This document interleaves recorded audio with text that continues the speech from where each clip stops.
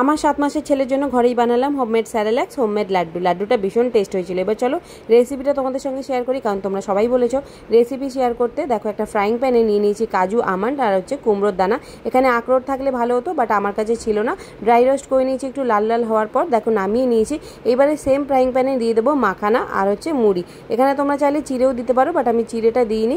একটুখানি মাখানাটা লাল লাল করে ভেজে নেওয়ার পর মুড়িটা দেবে, নাহলে মুড়িটা আগেই ভাজা হয়ে যাবে। এখানে আমি খেজুর ভিজিয়ে রেখেছি 4টে মতন গরম জলে, কারণ খেজুরটা লাগবে লাড্ডু বানানোর সময়, লাড্ডুতে একটু মিষ্টি ভাব আনার জন্য।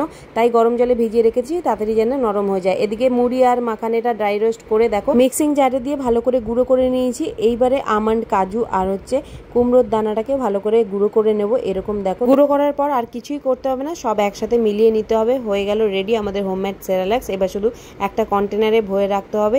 লাড্ডুর রেসিপিটা নেক্সট ভিডিওতে শেয়ার করব। এটা খুবই হেলদি তোমাদের বাচ্চাদের জন্য, তোমরা এটা বানাতে পারো।